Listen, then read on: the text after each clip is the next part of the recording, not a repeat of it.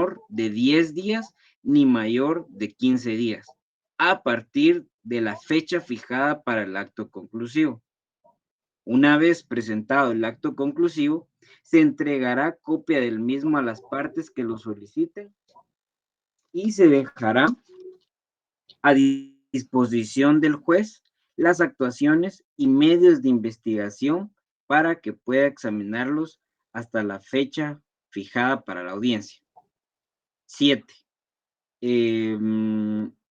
Este está reformado, pero lo leo, entonces, de igual manera, dice... Todo léelo, por favor. Ok. El querellante legalmente acreditado podrá intervenir en la audiencia a continuación del fiscal en cada una de sus intervenciones. Las partes no podrán oponerse a la presencia del querellante en la misma. La víctima presente en la audiencia podrá ser escuchada si así lo desea. Muy bien. Si pusieron atención de forma detenida a este artículo, está compuesto de una serie de actos jurisdiccionales, circunstancias, elementos, los cuales hay que analizar detenidamente. Voy a resumirles lo que este artículo implica. En primera instancia, como ya analizamos, el inicio de toda persecución penal puede iniciar por denuncia, querella, prevención policial. Encontrarnos para este caso en una situación en el que se pone a disposición al sindicado, suponiendo que es por flagrancia, o inclusive por una presentación espontánea, o inclusive por una orden de aprehensión. El hecho es que cuando el sindicado es puesto a disposición del juzgador que tiene control jurisdiccional sobre la carpeta judicial, debe dentro de 24 horas, ojo con eso, porque es un derecho constitucional, dentro de 24 horas debe resolverse la situación jurídica. Y dentro de las 6 horas, luego de la aprehensión por la Policía Nacional Civil, debe ser puesta a disposición del órgano jurisdiccional. Estos son dos aspectos que están relacionados, pero que tienen que tener mucha atención en cuanto al debido proceso. Ustedes habrán escuchado o sabrán de casos, por ejemplo, en donde a una persona pues se le aprende y no es escuchado entre las 24 horas o inclusive no es puesto a disposición dentro de los plazos de las 6 horas. Ahí hay responsabilidad de quien ejecuta.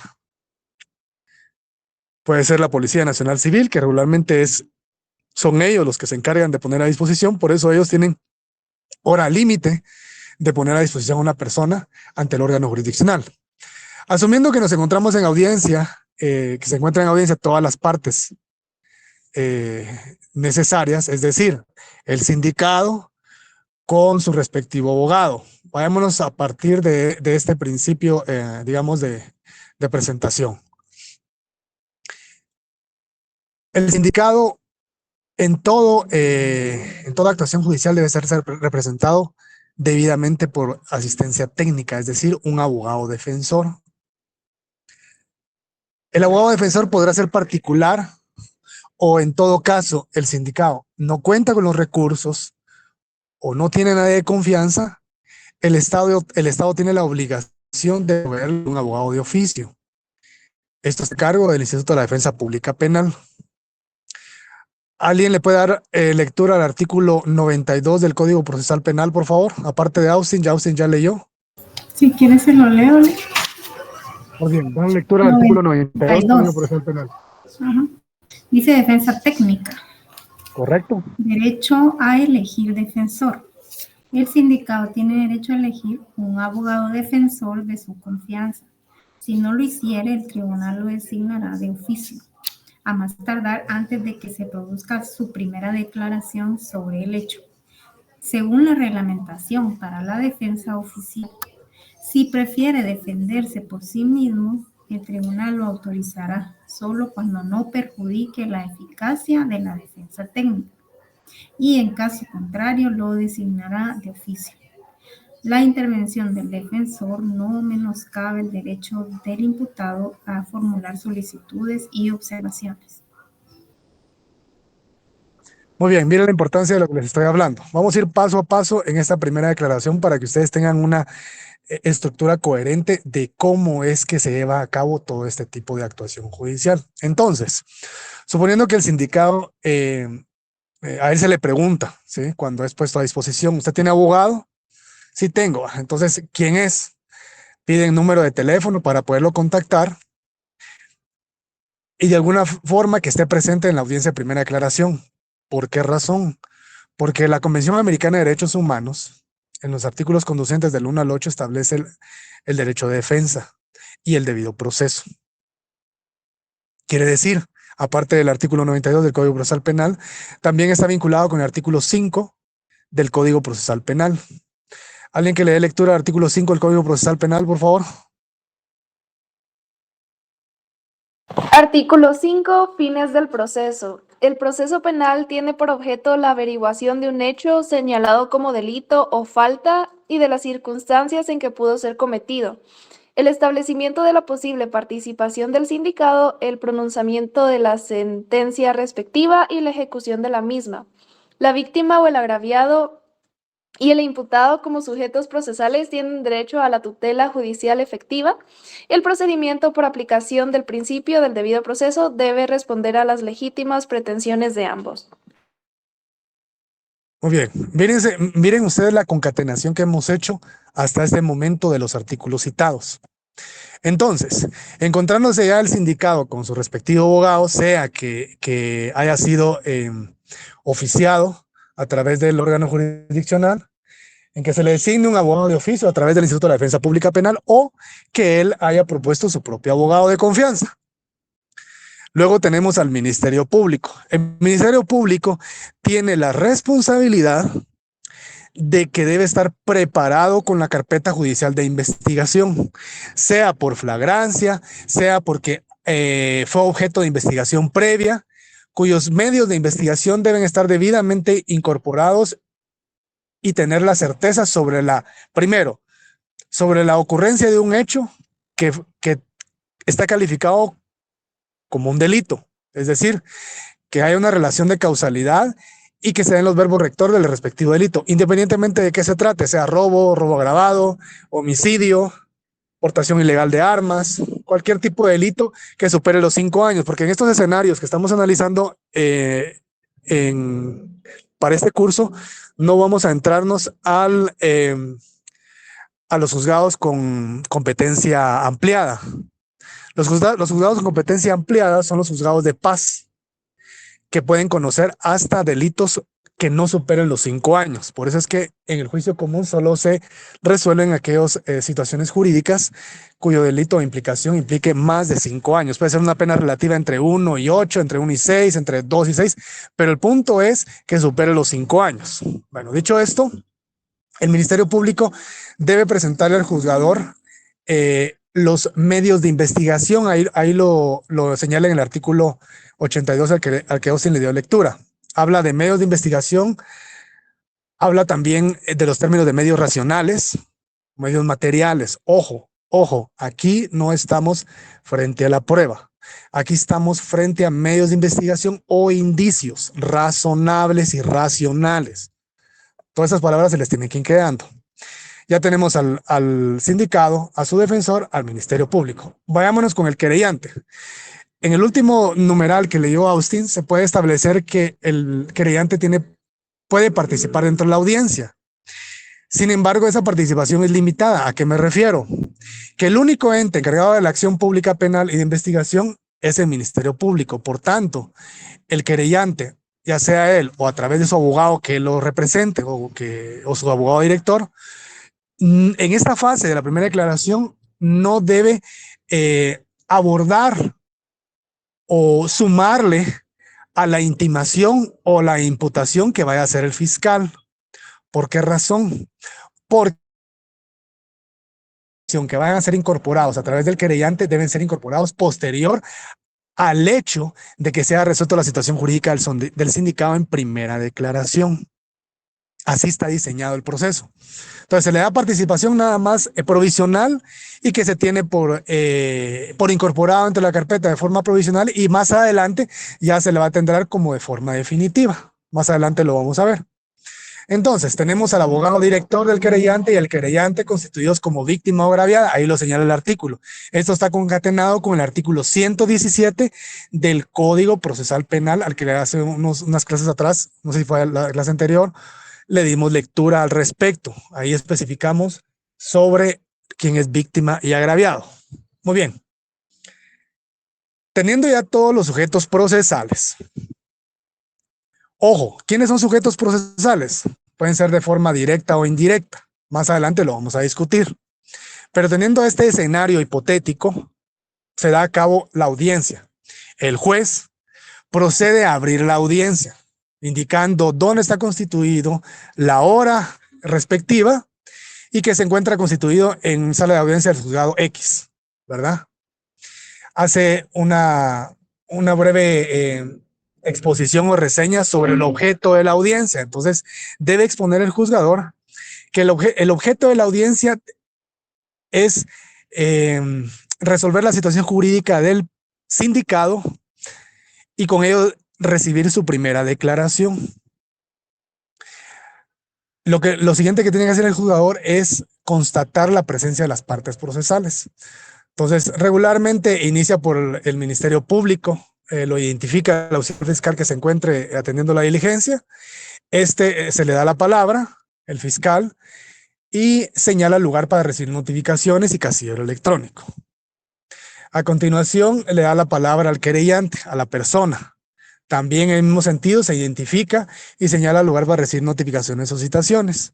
Posteriormente, le da la palabra a su abogado director del querellante, para que también se identifique número de colegiado activo. Es importante establecer que en toda audiencia únicamente los colegiados que se encuentren activos pueden intervenir en las audiencias. Esto es bien importante porque casos se han dado en que ya sea que el fiscal o abogado defensor o abogado del querellante resulta que no están activos en el colegio de abogados, lo cual primero incurre en responsabilidad del abogado por no estar activo. Segundo, no puede ejercer ninguna representación de derechos en cuanto a su función por el hecho de no estar activo para ejercer la abogacía. Eso es muy importante, no se les olvide. Una vez terminado de la comparecencia de estos sujetos procesales, procede con el sindicado, lo identifica, también lo identifican con su documento personal de identificación. ¿Por qué razón? Porque el juzgador tiene que tener la certeza y la verificación de que la persona que le están presentando es la persona que debe estar en esa audiencia. Porque si no es la persona a quien debe iniciarse el juicio correspondiente a través de la primera declaración, estaría incurriendo en grave responsabilidad del juzgador a no haber verificado este aspecto tan relevante e importante. Por eso es necesario que se identifique el sindicado. Luego también procede a establecer la comparecencia del abogado defensor en el mismo sentido, ¿verdad? Indicando el nombre, así como el lugar para recibir notificaciones y todos los datos generales que se necesitan para todos los sujetos procesales. Dicho esto, vamos a indicar, de acuerdo a lo que dijo el artículo 82 que dio Austin en la lectura, le otorga la palabra al Ministerio Público. El Ministerio Público tiene la obligación de imputar los hechos o intimarlos. Permítame, jóvenes.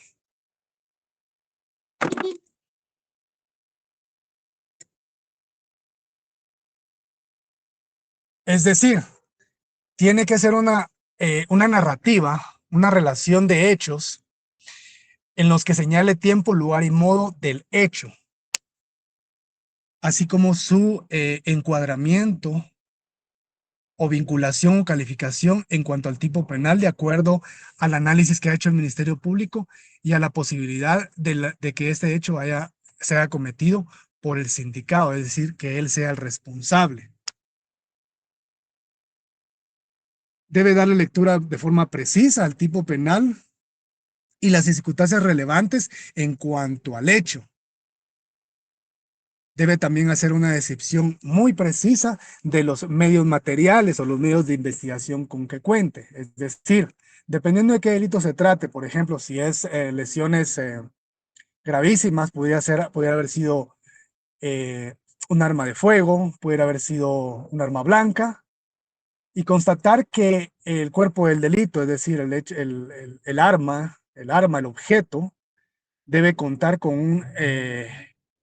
dentro de los protocolos de embalaje y de debido resguardo de la evidencia. Esto es bien importante, porque son medios de convicción o inclusive grabaciones, peritajes, toda condición material que vincule directamente, primero, al acontecimiento del hecho, y que luego del acontecimiento del hecho se presuma que el sindicado al puesto o el puesto a disposición del juzgador esté relacionado con la comisión de ese hecho. Entonces, habiendo hecho la imputación el Ministerio Público, el juez le informa al sindicado sobre los derechos que le asisten. Dos derechos fundamentales le asisten: declarar, y que de no hacerlo no perjudica su defensa material. Debe hacer las advertencias debidas, de acuerdo al artículo 12 de la Constitución de la República, al derecho de inocencia que le asiste, también artículo 14 de la Constitución Política de la República, artículo 14 del Código Procesal Penal. ¿Alguien que le dé lectura al artículo 14 de la Constitución Política de la República, por favor?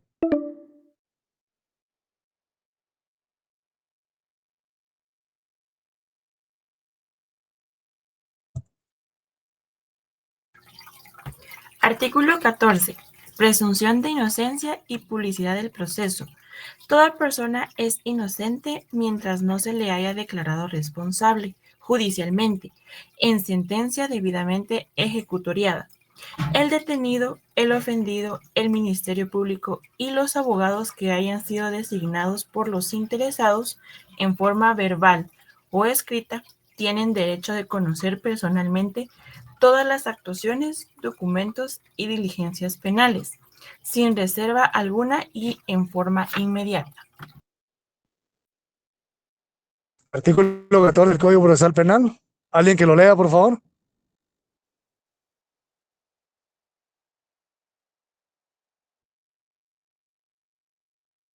Artículo 14. Tratamiento como inocente. El procesado debe ser tratado como inocente durante el procedimiento hasta tanto una sentencia firme lo declare responsable y le imponga una pena o medida de seguridad y corrección. Las disposiciones de esta ley que restringen la libertad del imputado o que limitan el ejercicio de sus facultades serán interpretadas restrictivamente. En esta materia, la interpretación extensiva y la analogía quedan prohibidas mientras no favorezcan la libertad o el ejercicio de sus facultades. Las únicas medidas de coerción posibles contra el imputado son las que este código autoriza, tendrán carácter de excepcionales y serán proporcionales a la pena o medida de seguridad y corrección que se espera del procedimiento con estricta sujeción a las disposiciones pertinentes. Muy bien, vean la importancia de los artículos que hemos leído. Significa, en cuanto a los fines del proceso, la objetividad en todo momento es que los indicios, así como la imputación sobre los hechos, los medios materiales deben tener una correlación precisa, concatenada, en cuanto a la imputación. Porque de no ser así, el juzgador tiene la obligación de resolver conforme a la petición del Ministerio Público. ¿Por qué?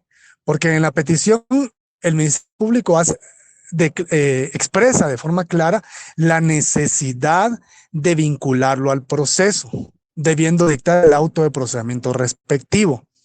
Entonces, una vez el juzgador le ha hecho la advertencia sobre que tiene derecho a declarar, y si no lo hace, eso no perjudica en su defensa material, también tiene el derecho de no declarar contra sí ni contra familiares.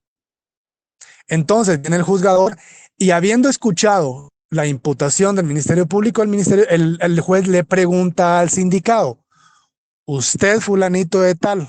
Normalmente no se dice sindicado porque eso de cierto modo, pues se ha tratado de excluirse en el tratamiento, porque también hay sentencias de la Corte Interamericana de Derechos Humanos sobre el tratamiento de los sindicados. O sea, le pregunta por su nombre y le pregunta, fulanito de tal, ¿ha comprendido los hechos que se le imputan? Y también el juez le advierte, antes de responderle, si no tiene claro, usted tiene la obligación de preguntarle primero a su abogado defensor, porque precisamente por eso es abogado defensor, porque debe asistir en todo momento sobre la condición como sindicado frente al proceso.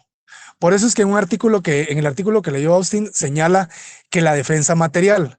¿Alguien tiene una noción que significa la defensa material?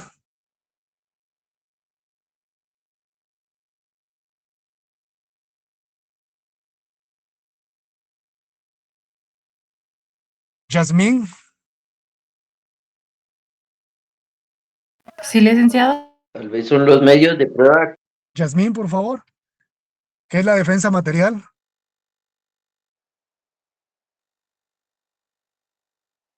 Lo acabamos de leer en el artículo 82. No se me pierdan el hilo de esta lectura y de este aprendizaje que estamos viendo hoy. Es bien importante. Te escucho, Yasmín. ¿No la sabes? Vamos Es a como, preguntarle o sea, a... entiendo que es como de la manera en que se van a dar los hechos o lo que pasó. Esa es bueno, de esa manera es como lo comprendo. No sé si estoy bien. No, Yasmín, vamos a ver, vamos a la oportunidad, no te preocupes, que esto, miren jóvenes, todas las condiciones evidentemente es necesario que ustedes hayan precisado en la escuela de vacaciones y por qué lo llevamos de esta forma, porque quiero que ustedes aprendan. Vamos a ver, a preguntarle a Grecia. Grecia,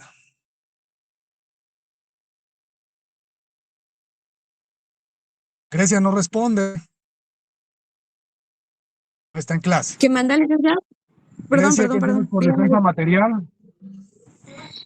Para mí es el derecho que es el que le conlleva a una persona procesada a oponerse a la imputación, a negar los cargos más que todo, licenciado. No, la defensa material es lo que estoy refiriendo, no, tampoco. Voy a preguntarle al último, a ver si no, yo les voy a explicar. Marco, Eli,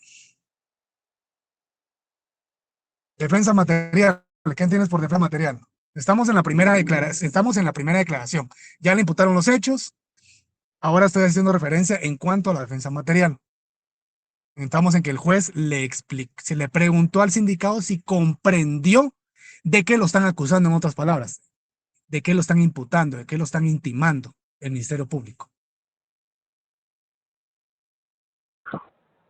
Juan licenciado, a mí me preguntan, ¿no? Marco.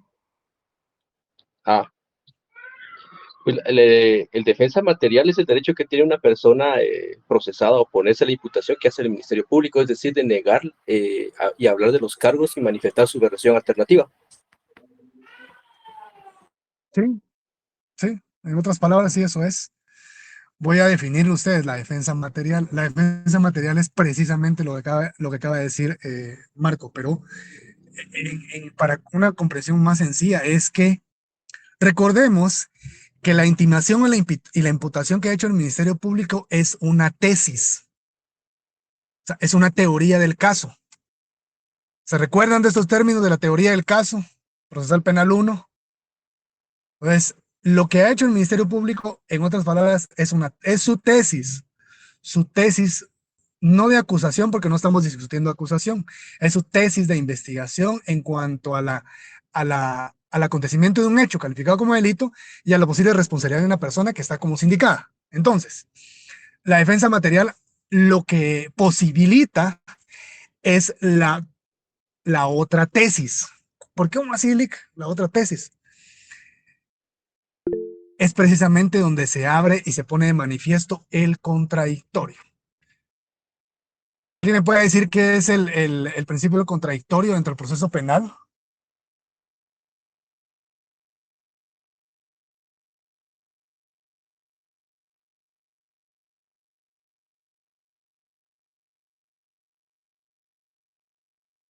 Zulma, Sí, licenciada, es prácticamente, ¿verdad? El derecho, es un derecho, ¿verdad? A decir, digamos, no, estos hechos o esta tesis no sucedió así, sino que nosotros tenemos esta otra tesis, ¿verdad? Que es como defensor, ¿verdad? Es un derecho que tienen todos. Muy bien, muy bien. Ahí nos vamos a, gracias, Zulma. Ahí nos vamos a referir a lo siguiente. Recuérdense que el sistema procesal penal guatemalteco se sienta sobre este principio fundamental, el principio contradictorio. Porque si no hay contradictorio, entonces no hay un proceso per se. Entonces, en cuanto a que si el sindicado ha comprendido la imputación que le ha hecho el Ministerio Público, obedece precisamente a todos estos aspectos que le hemos dado lectura. Que la defensa no solo tiene el derecho a declarar y a ejercer por sí su defensa material. ¿En qué momento se ejerce la defensa material y quién ejerce la defensa material? El imputado. En primera instancia, el imputado. ¿Y dónde se abre la brecha de la imputación de esta defensa material? Es precisamente cuando el juzgador, luego de haberle indicado si ha comprendido la imputación del Ministerio Público sobre los hechos, tiempo, lugar y modo, la calificación del hecho, así como los medios de investigación. Entonces, ahí el juzgador abre la posibilidad de esa defensa material. Entonces, suponiendo el caso, hipotéticamente, que el sindicado le señala al juez, sí los comprendo, señor juez, o no los comprendo. Si no los comprende, hasta que él esté bien entendido de qué se trata la imputación, el juzgador puede darle curso a la continuación de la audiencia. Entonces, suponiendo que sí comprendió los hechos y todas las circunstancias, tiempo, lugar y modo, así como los elementos materiales, previo el sindicado, en asesoría previa también de su abogado defensor, lo tiene que instruir el abogado defensor sobre el hecho de que va a declarar. ¿Por qué? Porque si ustedes saben, en la mayoría de casos, los sindicados se abstienen a declarar, lo cual es un derecho constitucional y no se vulnera el derecho de inocencia. Ojo con esto, ¿verdad? Lo que acabamos de advertir. Entonces, suponiendo que el sindicado ya a su abogado le dijo, declará, no te va a pasar nada, eso le dicen los abogados en otras palabras, ¿verdad? Tener la posibilidad de dar tu versión de los hechos, la versión de los hechos del sindicado. Entonces, si la versión de los hechos es contrapuesta, porque esa es la lógica, el sindicado nunca, dependiendo de los casos, pero no estamos en esa situación de una aceptación de cargos ni nada de eso, de aceptación de hechos, pero el sindicado tiene el derecho a declarar. Si éste lo hace, entonces se abre la otra línea del contradictorio, la línea del contradictorio. Es decir, lo que él va a declarar va a contradecir los hechos imputados. Entonces, una vez advertido sobre si comprendió y va a declarar, entonces a continuación el juzgador le indica que podrá declarar o no declarar y que el hecho que no lo haga no perjudica su defensa material, ni tampoco el de la garantía de inocencia, y que tiene derecho a que un abogado lo represente. Pero esto ya ha ocurrido en la audiencia. Entonces viene él y declara. El juzgador únicamente lo amonesta a que se dirija con la verdad. Únicamente. Entonces, y esta declaración, se le advierte al juzgador, deberá ser de forma libre. Es decir, no podrá ser interrumpido por ningún sujeto procesal. Y el juez deberá tener control sobre este acto judicial. Ahí viene el sindicado, declara su versión de los hechos, puede precisar datos, información importante. Entonces, una vez habiendo declarado, el sindicado, se abre el abanico en contra de poder cuestionarlo sobre esa declaración. Dado que el sindicado fue el que declaró por el orden que le corresponde, el juzgador, estoy generalizando todo esto, jóvenes, porque hay muchos más detalles en la audiencia, lo voy a transmitir yo para que escuchen una primera declaración. Entonces viene el interrogatorio, se abre el interrogatorio. Entonces, el defensor tiene derecho, a él se le da primero la palabra, de dirigirle el cuestionamiento a su defendido, o sea, al sindicado. Depende de la estrategia del abogado defensor, así de forma precisa dirigirá el cuestionamiento, siempre en relación a lo que declaró. Una vez concluido ese interrogatorio por parte de la defensa, se le da la palabra al fiscal en el mismo sentido.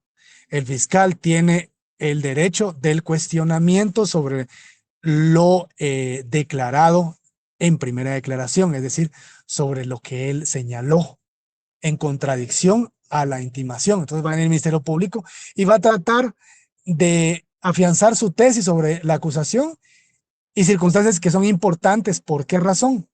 Porque recordemos que el contradictorio precisamente se sienta sobre eso, porque al final lo que se quiere llegar en el fondo de un proceso penal es la averiguación de la verdad o la verdad histórica. Entonces, habiendo ejercido la primera declaración, habiéndose dado el interrogatorio por parte de los sujetos procesales, a través de los abogados representantes, el juzgador resolverá sobre la necesidad de vincularlo al proceso. Esa vinculación, para lo cual el juzgador debe motivar su resolución. ¿Basado en qué circunstancias? En consideraciones. Esa resolución es un auto, no se les va a olvidar. Ese auto de procesamiento es un auto. Entonces, el juzgador motiva su resolución y a continuación, ¿alguien me puede dar con las lecturas del artículo 82, por favor? Que no puedo verlo ahorita. Solo que me siga con el numeral.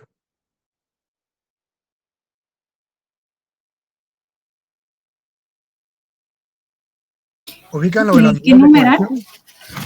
Las medidas de coerción, no sé si es el 4, 3. Ubíquenmelo por ahí, por favor. Ahorita le digo. Sí.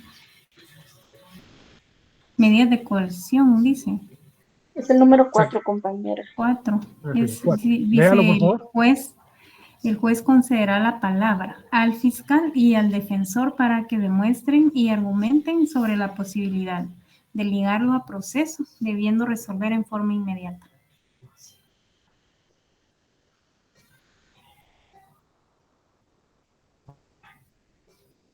Ah, no, es el quinto, entonces, el licenciado dice. No, tiene que primero.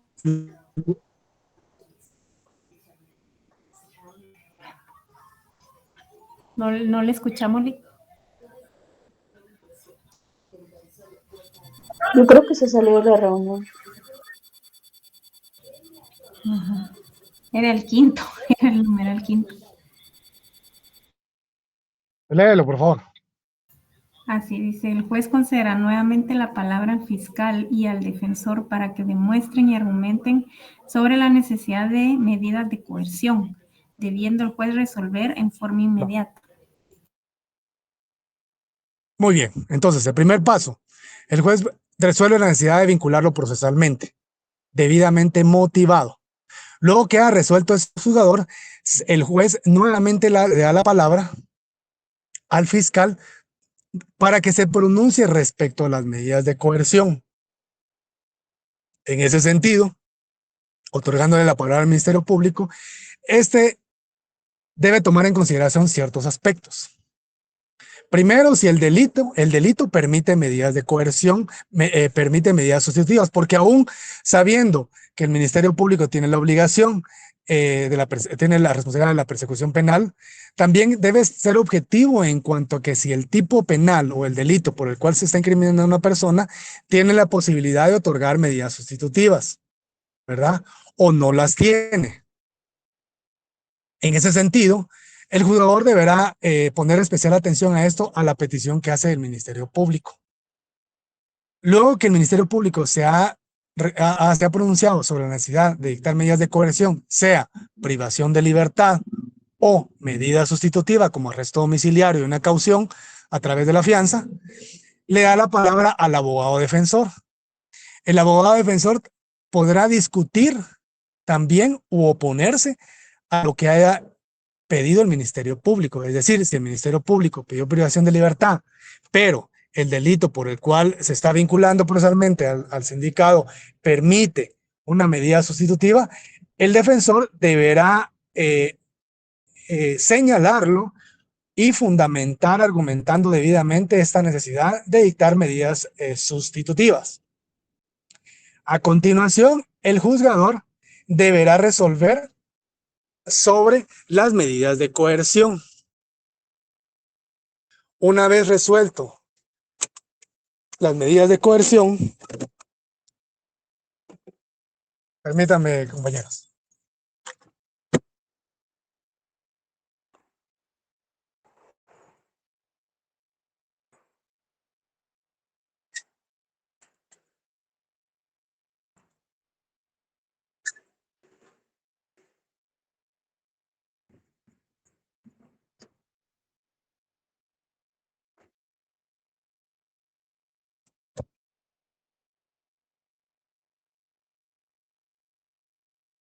Una vez resueltas las medidas de coerción, ya sea que ha accedido a los solicitados por el Ministerio Público en congruencia con lo de la defensa o habiendo resuelto la petición de la defensa y que debe haber sido motivada en cuanto a no darle lugar respecto a la medida de coerción que ha solicitado el Ministerio Público, el juzgador deberá motivarlo de forma debida.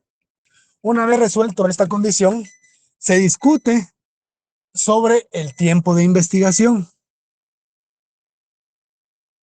En ese plazo, el juzgador le pregunta al Ministerio Público, al agente fiscal: Ministerio Público, ¿cuál es el plazo que usted considera necesario para llevar a cabo la investigación? Viene el Ministerio Público, hace una serie de argumentaciones como considera oportuno y de acuerdo a la complejidad de los hechos o circunstancias del caso que se refieran, debiendo a hacer una exposición muy clara de por qué razón está pidiendo determinado plazo.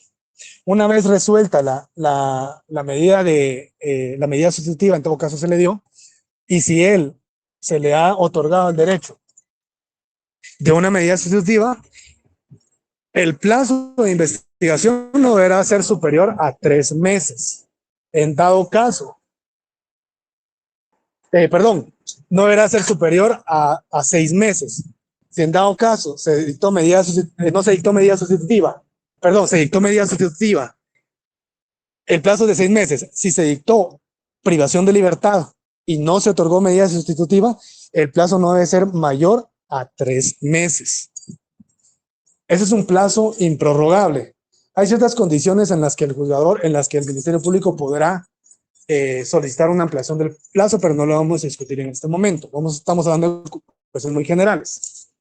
Una vez los dos, tanto el fiscal como la defensa, siempre la defensa va a contraponer en cuanto al plazo de investigación del Ministerio Público, en cuyo caso, si le dieron medida sustitutiva, son 6 meses de investigación, pudiera ser que la defensa señale que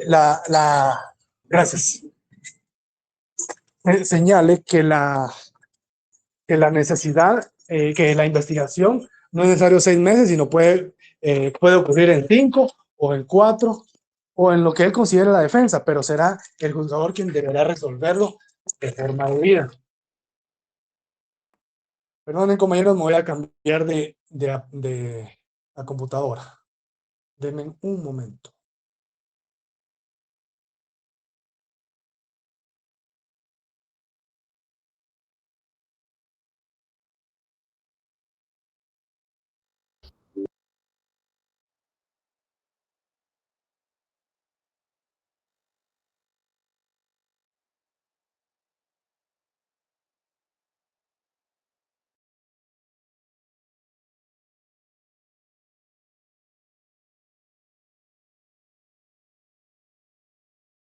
No tiene sonido, licenciado.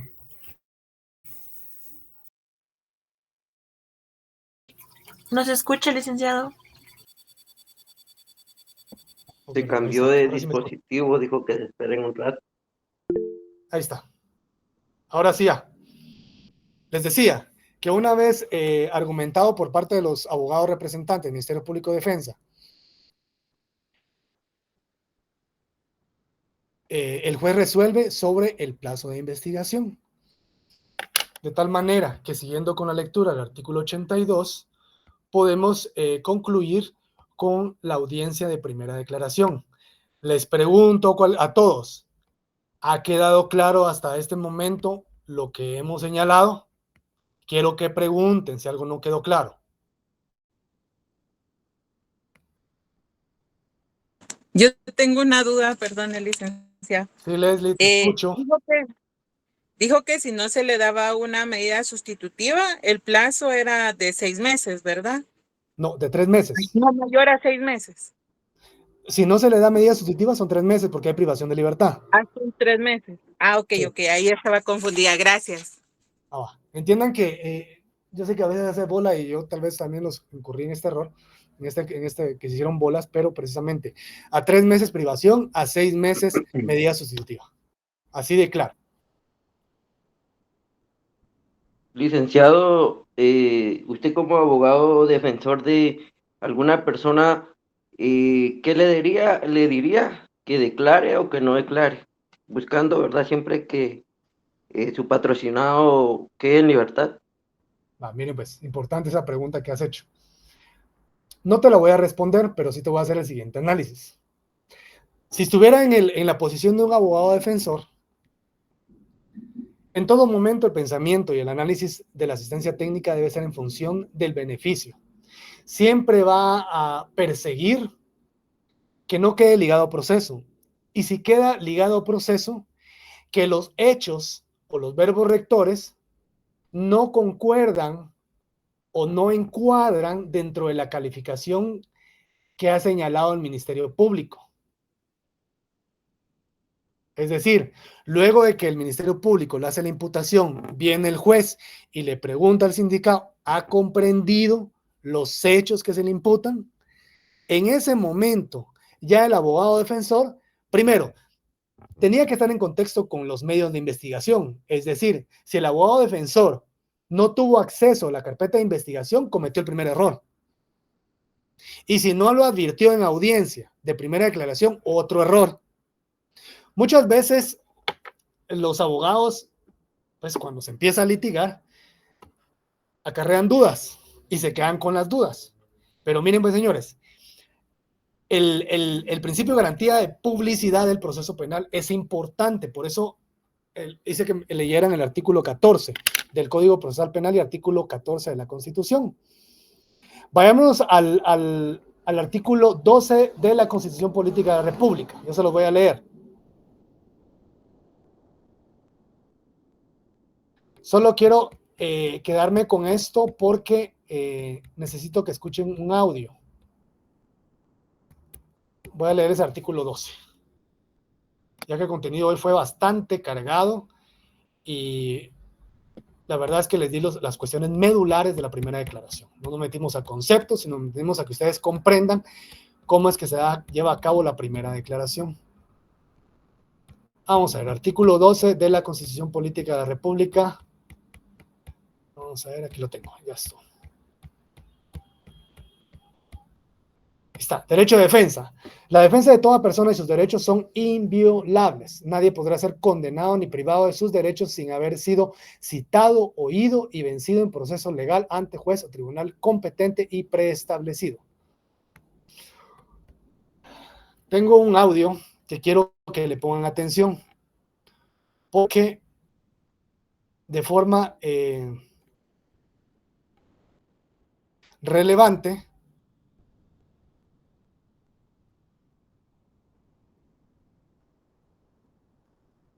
se va a hacer notar lo que hemos estado hablando.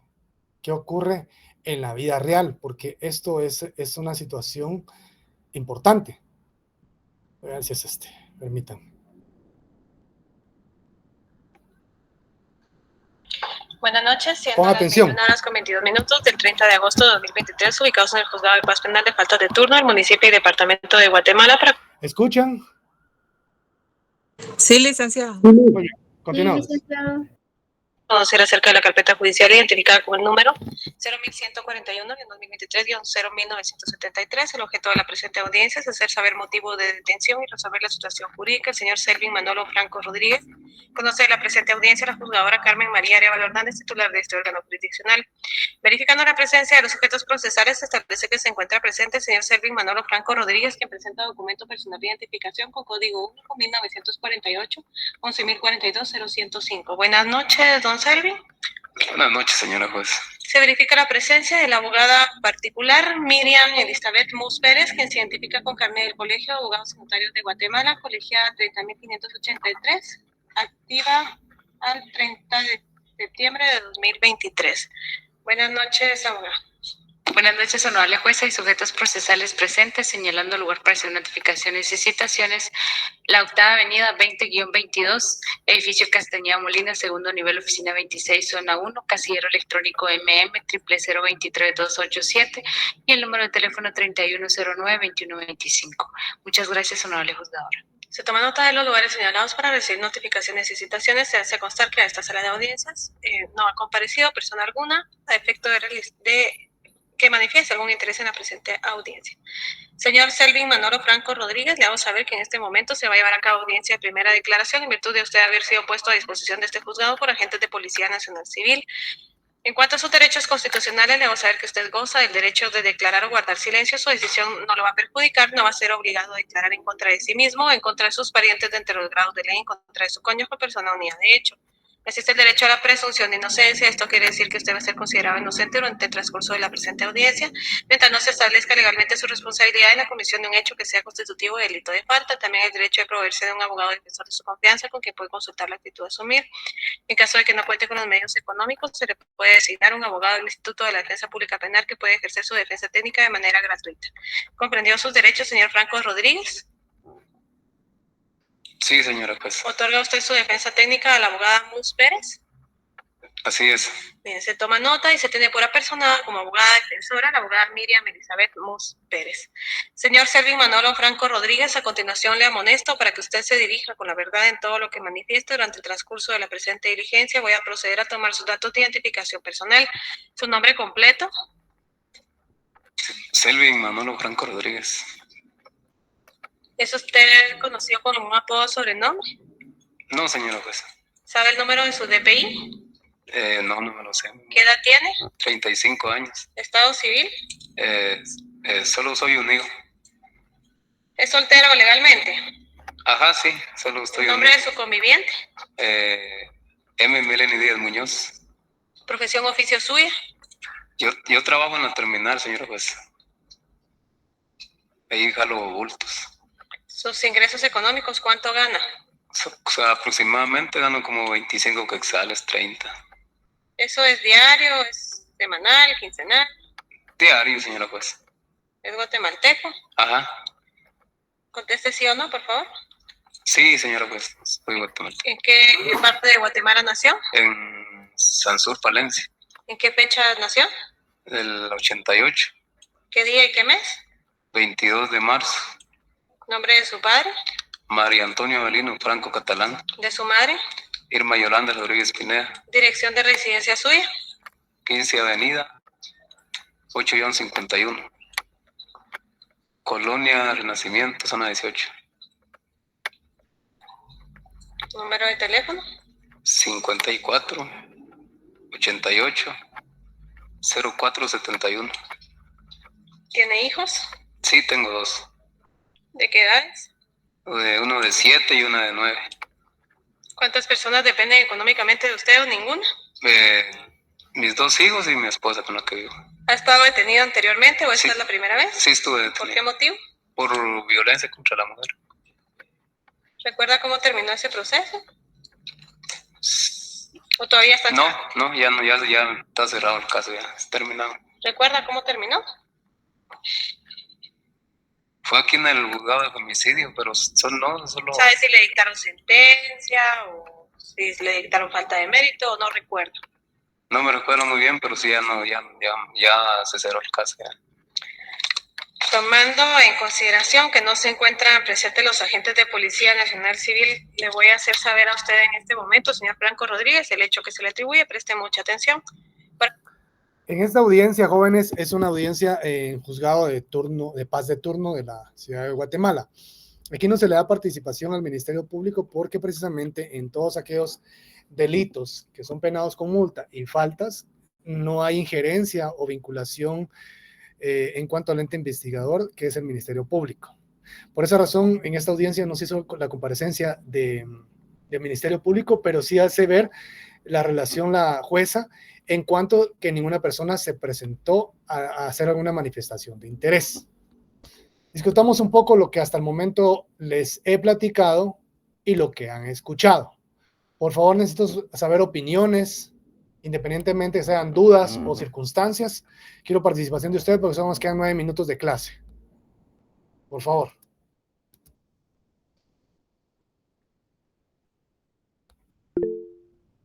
A ver, Francisco. Buenas noches, compañeros, buenas noches. Tenía la duda porque la juez le hace mención a la persona que le está acusando si en el caso anterior ya conocía la sentencia o otra palabra que utilizó. Ahí sospecho que no le está hablando en forma clara al imputado en este caso, ¿verdad? Porque si es uno que no tiene mucho, uno está aprendiendo derechos, no tiene mucho conocimiento de eso, creo que esa persona podría haber estado más perdida que yo en ese. Sí, entiendo tu pregunta. Mira, ves, Francisco, te voy a explicar. Lo que la jueza le está preguntando es información importante para que el juzgador sepa a quién está procesando. No significa que va a haber un prejuicio o vaya a haber una predisposición en pensamiento del juzgador, sino que son datos relevantes respecto al sindicado. Si le pregunta si ha sido procesado anteriormente o no, es información que no es relevante en cuanto al juzgamiento, pero sí es importante en cuanto a poder establecer si la persona ha sido vinculada procesalmente anteriormente y bajo qué circunstancias. Esto no viene a tergiversar de ninguna manera sobre la imputación, porque hasta ese momento no se la ha hecho. Si te das cuenta, Francisco, hasta ahí únicamente estamos hablando de información general en cuanto al sindicado. Porque no se le puede tener una imputación, no se puede hacer una imputación o tener un sindicado sin estar debidamente informado. Eso significa, pero no hay mayor implicación. Puede haber dicho, fui condenado 3 veces por 3 delitos diferentes, y al final eso no es relevante. Porque hay sentencias de la Corte de Constitucionalidad que establece que los antecedentes procesales del sindicado no tienen ninguna relevancia en cuanto a lo que se resuelva. Ojo con eso, porque no deben de tomarse prejuicios sobre la persona que está frente a un juzgador y que vaya a ser vinculada procesalmente. Entonces, esto no tiene ninguna relevancia, pero importante tu pregunta. Pero siempre, en todo momento, se pregunta al sindicado, inclusive, si tiene apodo sobre el nombre. También son datos importantes en los que debe tener conocimiento y constar en carpeta judicial. ¿Quedó claro, Francisco? Bastante claro, licenciado, muchas gracias. Muy bien, ¿alguien más? Licenciado, buenas noches. Adelante. Quizá la jueza no hace mención sobre los artículos como tal, pero sí.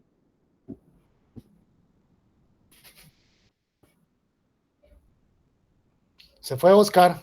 Perdone.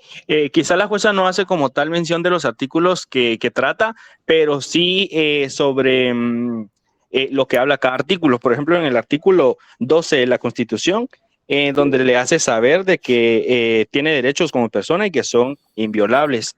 Y luego el Código Procesal Penal, el artículo 14 y 15, en el 14 donde hace saber de que la persona será tratada como inocente hasta que se demuestre lo contrario, y en el 15 de la declaración libre, en donde le hace mención de que declare o no declare, eso no tendrá ninguna repercusión sobre él, nada más. Correcto, es precisamente lo que estábamos hablando. ¿Has entendido la coherencia? Sí, licenciado, ya todo tiene como que su cuerdita de cómo va el seguimiento de la primera declaración y justo con los artículos y lo que usted nos ha estado hablando estos días. Va, pero es que miren, pues, jóvenes, es la importancia que tienen ustedes, pongan atención.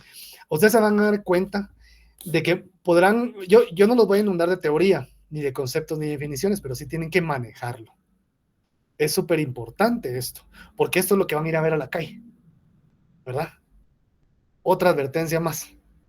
Pues aquí se le está dando la génesis de qué es lo que van a encontrar afuera. No hay otra cosa. Hablamos del principio de la garantía del principio contradictorio, de la publicidad, de los fines del proceso. Eso lo tienen que manejar ustedes. Y es precisamente ahí es donde se va, en cada uno de los puntos y las actuaciones judiciales y actos jurisdiccionales, en donde se va poniendo en manifiesto todos estos tipos de circunstancias importantes dentro del proceso. Adelante, Luis Alejandro.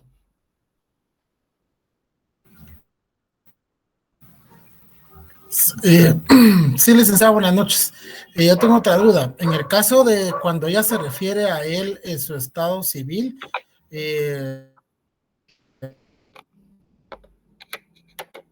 según yo no tengo bien el artículo, pero solo pero mencionó algo sobre unión de soltero jurídicamente, creo que dijo ella, perdón. Unido, dice. Unido, pero eso tampoco es relevante. Ajá, entonces... ¿Saben por qué lo pregunta? En ese caso... Sí, licenciado. No, decime. Sí, yo porque le digo que no sé si tal vez sí tiene esa opción de poder colocar a ella unido o solo soltero y casado. El Código Civil señala dos condiciones frente al matrimonio. Recuerden que Estado civil es frente al matrimonio. Siempre la relación es frente al matrimonio. Entonces, frente al matrimonio, ¿usted es soltero o es casado?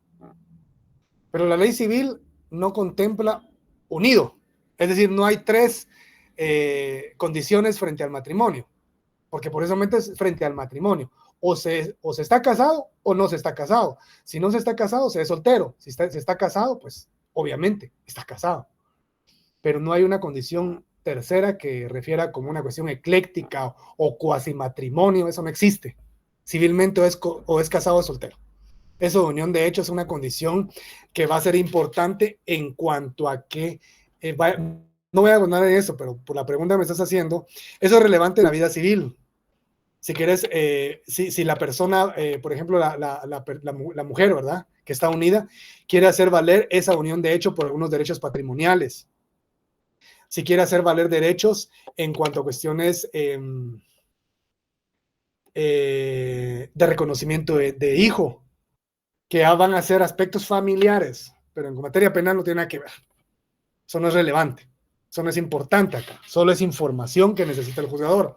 ¿Por qué es importante, suponiendo que tiene hijos? Porque va a depender mucho cómo le plantee la defensa el argumento en cuanto a la necesidad de resolver y decretar medidas sustitutivas, ¿verdad? Que tiene cargas familiares, 2 niños menores de edad. Entonces el juzgador analiza, ¿verdad? Bueno, sí puede optar a medida sustitutiva y además de eso, él tiene que cumplir obligaciones con sus hijos, tiene que cumplir obligaciones como papá. Entonces, perjudicaría mi decisión si yo lo privo de libertad a que si no lo privara.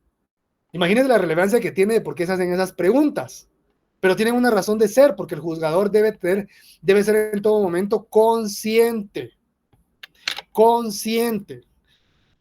Voy a terminar con esto, jóvenes, porque ya nos pasamos hace un minuto. Voy a tocar el artículo, pero de igual manera señala el artículo 11, prevalencia del criterio jurisdiccional, Código Procesal Penal. Los sujetos procesales deben acatar la resolución del tribunal y solo podrán impugnarlas por los medios y formas establecidas en la ley. 11 bis, fundamentación. Los autos y las sentencias contendrán una clara y precisa fundamentación de la decisión. Su ausencia constituye un defecto absoluto de forma.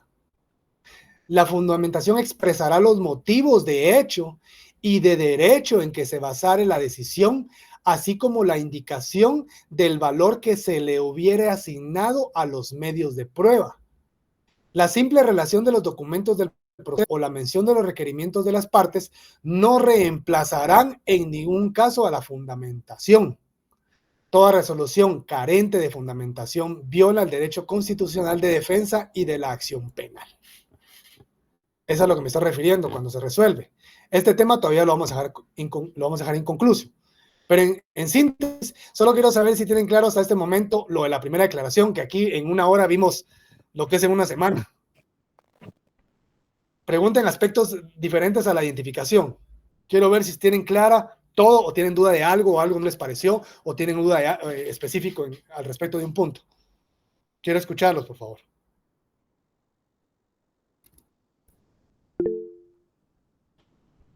A ver, Ruth. Buenas noches. Buenas noches. Solo tengo una duda. ¿Usted nos va a pasar este material para poderlo estudiar? Sí, yo les voy a colgar material doctrinario ahí para que ustedes lo lean y que les va a servir únicamente de guía. Yo se los voy a colgar unos libros que encontré en lista. ¿Cómo? El examen ya es este sábado. ¿Cómo dice? El examen es este sábado, 14. Sí, según el plan es el sábado. El sábado. Es una semana y 2 días y 3 días, 5 días, son 8 días de clases de lo que hemos abordado. Yo sobre eso voy a preguntar. Yo no voy a preguntar cosas que no hayamos visto. Y mañana tenemos que entregar el trabajo, ¿verdad? Sí, les expliqué sobre que hiciera una descripción en 2 hojas tamaño oficio, lado y lado, a 1.5, sobre su trayectoria académica y profesional, sin mencionar lugares de trabajo. Es como un ensayo, yo quiero conocerlos a ustedes de ese perfil nada más, no en cuestiones personales, ni quiénes son, nada de eso. A mí me interesa la cuestión académica, profesional, y cuál fue la razón por la cual a ustedes los llevó a tomar esta carrera, ya sea porque querían seguir un sueño de su papá, sueño de ustedes, porque no les quedó de otra, porque ni modo, algo tenían que estudiar, porque no les quedaba tiempo más que para eso. No importa qué sea, yo quiero conocerlos a ustedes, por eso necesito leer esas 2 hojas de cada uno de ustedes. Yo sé por qué se los pedí, para qué me va a servir. Eso tiene una ponderación. Eso va a ser parte de la zona en lo que ustedes, pues, cualquier punto suma a la hora de llegar a zona mínima. ¿Estamos? Gracias, licenciado. Muy bien, ¿alguien más? Yo, licenciado, buenas noches. Fíjese que yo ya lo hice. Yo ya lo hice, pero mi trayectoria incluye un poco mi trabajo, porque por mi trabajo es de que yo estoy ahí en la universidad de parte. Sí, es que de hecho tiene que ser la vida académica y profesional, entiéndase profesional su trabajo. Pero no estoy pidiendo yo lugar de trabajo, porque eso es no, mi cuestión de trabajo lo puse anónimo. Está bien, no importa. Por ejemplo, yo soy administradora, yo soy contador, yo soy digitador, yo trabajo en un call center, yo soy enfermero, yo soy mecánico, yo soy policía, no importa, pero necesito saber de ustedes, ¿sí? Eso es lo que quiero, pero que lo hagan, ustedes lo escriban en... Licenciado, otra pregunta.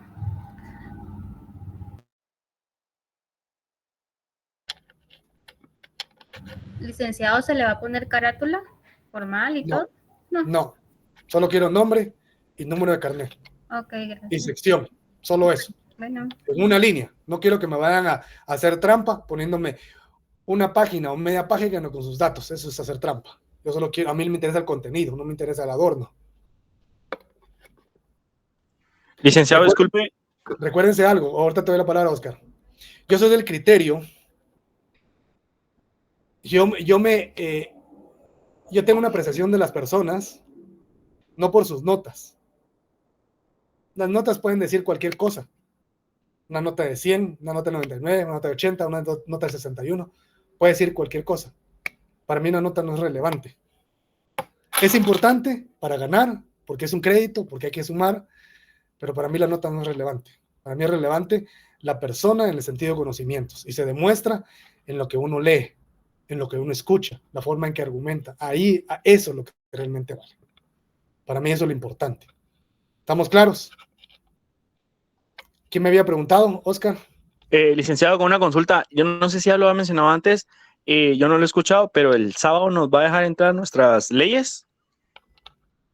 Aún no lo he definido, por lo que lo voy a preguntar, ya que no vamos a hacer alguna apreciación sobre un caso práctico todavía, porque todavía no he terminado de concluir eso. Ustedes encárguense de repasar todo lo que hemos visto. De eso encárguense. Gracias, Lic. Muy bien. ¿No más preguntas?